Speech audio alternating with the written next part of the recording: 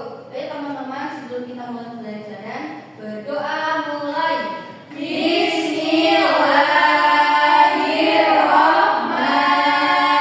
Bismillahirrahmanirrahim. Amin.